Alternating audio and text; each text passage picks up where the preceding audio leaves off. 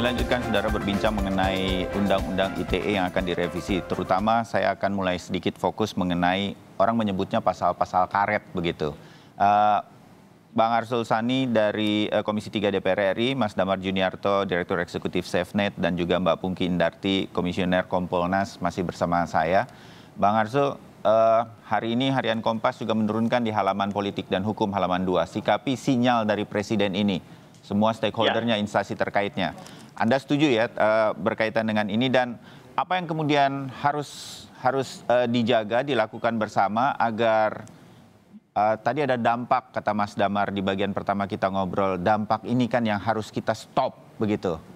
Jangan lagi ini makin merusak, terpolarisasi lah, orang gampang saling melaporkan dan lain-lain. Berarti kita harus mulai dari mana, Bang Arsul? Sehingga dengan demikian nih keinginan sinyal positif dari pemerintah ini bisa kita tangkap dengan baik begitu. Ya, Mas Bayu, ya, sebuah undang-undang mau kita revisi supaya bagus rumusannya, ya. Ya. Tapi kalau penegak hukumnya tidak hati-hati, ya, tidak prudent, ya akan tetap saja menimbulkan masalah, ya. Oke.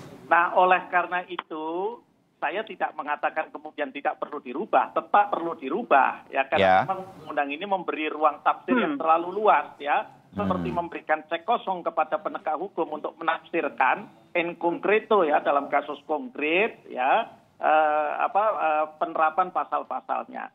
Nah, tetapi kita berharap bahwa di masa antara keadaan sekarang sampai menuju perubahan, ini juga Polri menerapkan apa yang juga disampaikan oleh Pak Kapolri sendiri. Tadi disampaikan oleh Mbak Pungki Indarti waktu fit and proper test, kemudian juga tadi dalam kutipan juga disampaikan oleh Pak Kapolri. Nah, sebetulnya Polri sudah punya instrumen yang bagus, Mas Bayu.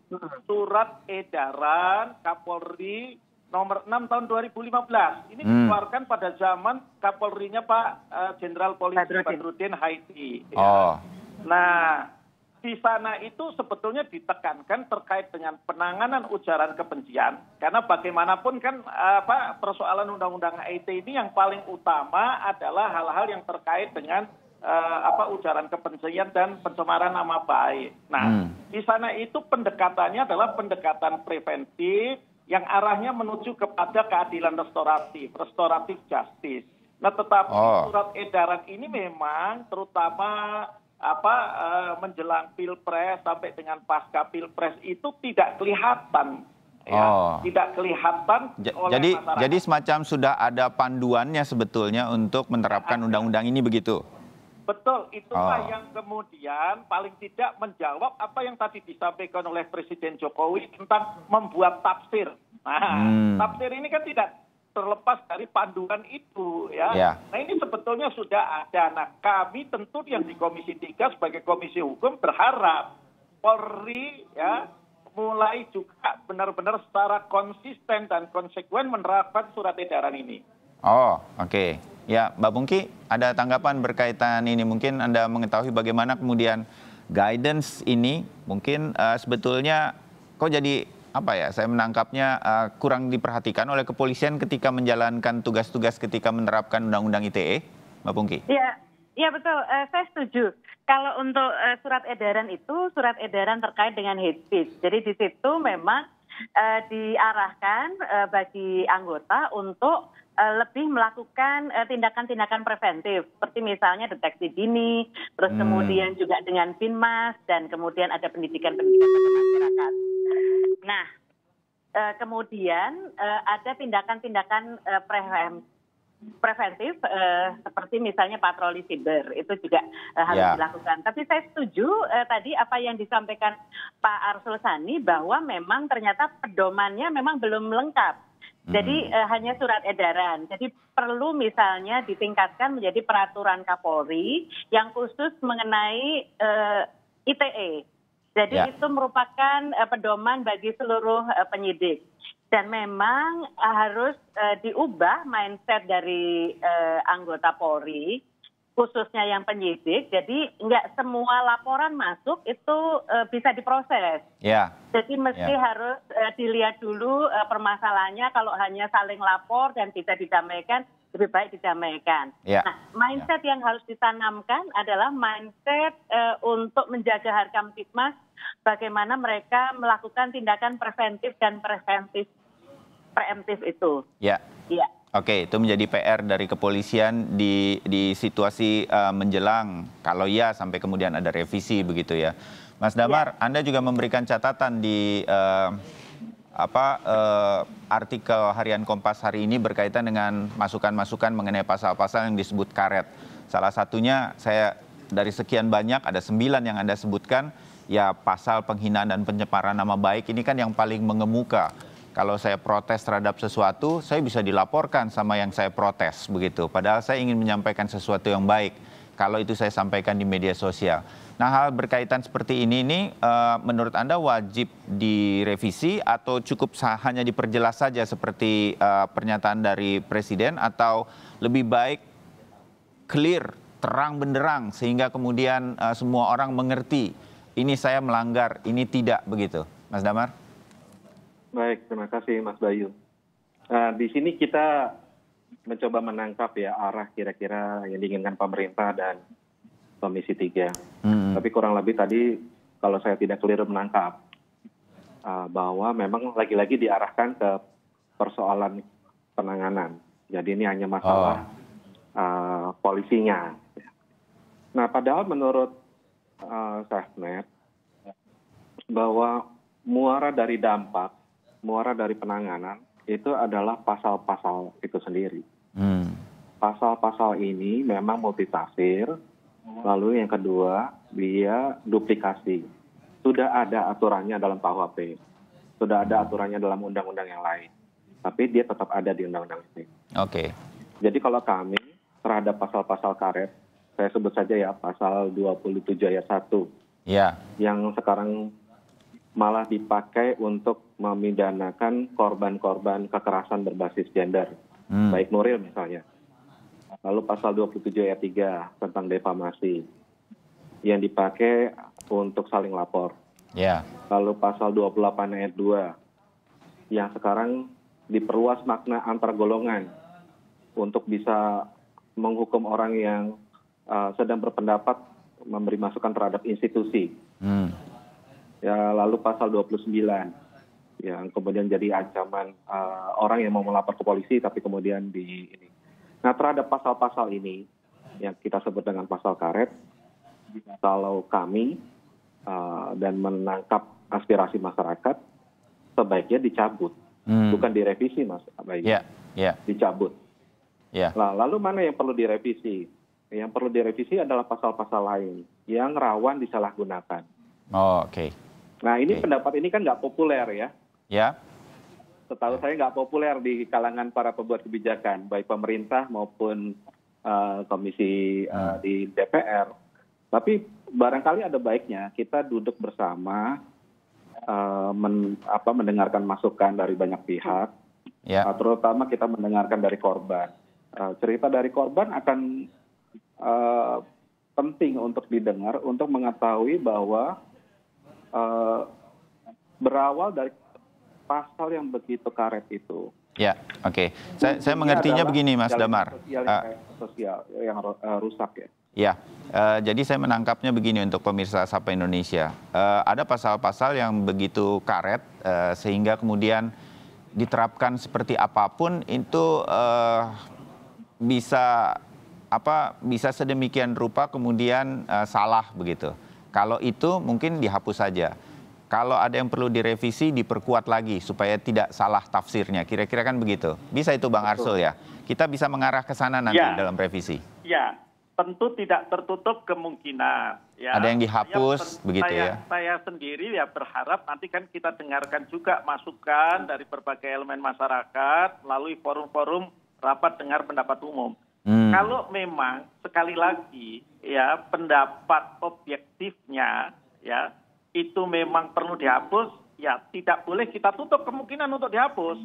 Tetapi kalau cukup dengan revisi, perbaikan rumusan, ya, kemudian memberikan pagar, termasuk memberikan penjelasan yang komprehensif.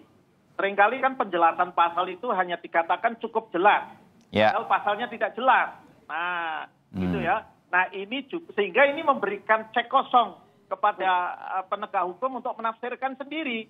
Ya. Nah, ini yang harus yang harus kita benahi. Tetapi Mas Bayu, yang harus kita ingat, jangan juga atas nama demokrasi, kebebasan berekspresi, maka ruang publik kita, terutama media sosial, itu menjadi tempat untuk katakanlah ya mencaci maki. Ya.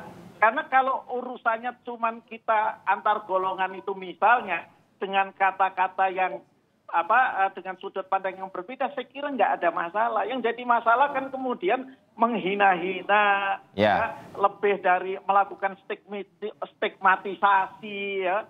Nah itulah masalahnya ada di sana. Tapi itu pun supaya mana yang katakanlah patut untuk diproses hukum, mana yang sebetulnya perlu hanya diselesaikan dengan keadilan restoratif atau bahkan teguran saja, itulah yang harus kita atur. Ya, oke. Itu yang mengarahnya ke sana.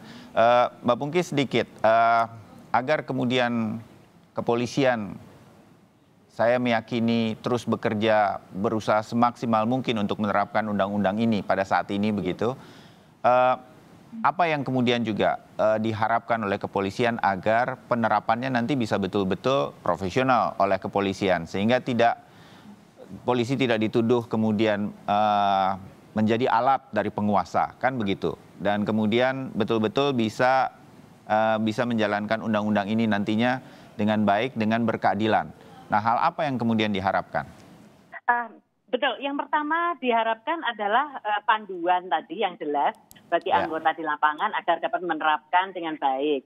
Nah, tadi perubahan mindset itu juga mesti harus dilakukan, terutama pimpinan harus sering menyuarakan itu, kemudian perlunya pengawasan. Jadi wasidik atau pengawas penyidikan itu penting sekali untuk melihat perkara ini perlu dilanjutkan atau tidak. Kalau misalnya nggak perlu dilanjutkan, ya gelar perkara saja terus kemudian di SP3. Nah, kecuali kalau untuk kasus-kasus yang benar-benar serius, yang benar-benar memecah belah persatuan, nah itu bisa dilanjutkan. Nah, saya tadi setuju dengan Pak Arsul, perlu duduk bersama untuk merumuskan apakah ini perlu diubah atau cukup direvisi atau dicabut. Tapi saya rasa kita perlu berhati-hati dalam hal ini karena Undang-Undang ITE ini sangat penting ya untuk melindungi Indonesia dari kejahatan-kejahatan cyber.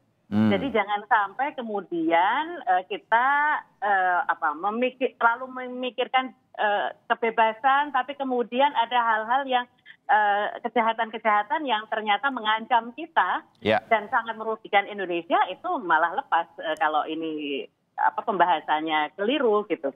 Nah, kemudian juga saya melihat aparat kepolisian itu memang tetap harus kembali kepada mindset untuk melakukan perlindungan terhadap Harkamtibmas, itu yang paling penting. Jadi preventif, preemptif itu yang paling penting. Ya, Mas Damar, mungkin bagian akhir dari obrolan kita pagi hari ini, bagaimana kemudian nanti bisa menjembatani juga bahwa Undang-Undang ITE ini bisa menjaga awalnya supaya niatannya adalah agar Undang-Undang ITE ini menjaga media sosial kita tidak menjadi ajang untuk saling membenci dan lain-lain. Nah, ini nanti jalan tengahnya Anda yakini juga bisa memberikan masukan ke arah sana? Bisa. Pertama, yang ingin saya sampaikan ke publik juga bahwa Undang-Undang ITE kita itu dibebankan terlalu banyak. Rumusannya di dalam Undang-Undang ITE itu lebih banyak mengatur soal transaksi elektronik. Lalu kemudian bagian kedua, nah ini yang kita ramai bicarakan adalah limitasi terhadap hak warga. Apa yang absen dari Undang-Undang ITE? Tidak memberikan jaminan terhadap hak akses, jaminan hak berekspresi, jaminan atas hak aman. Jadi kita selalu bicara tentang seolah-olah Undang-Undang ITE satu-satunya undang-undang yang dipakai untuk mengatur dunia digital.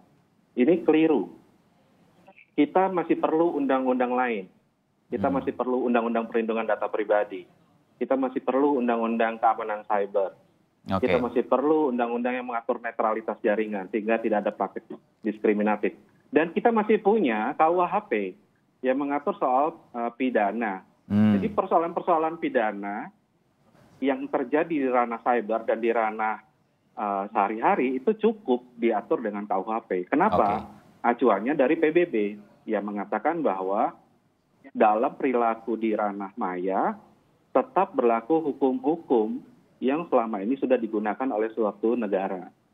Jadi ini yang menurut saya cara memandang terhadap undang-undang ITE itu terlalu dibebankan ya.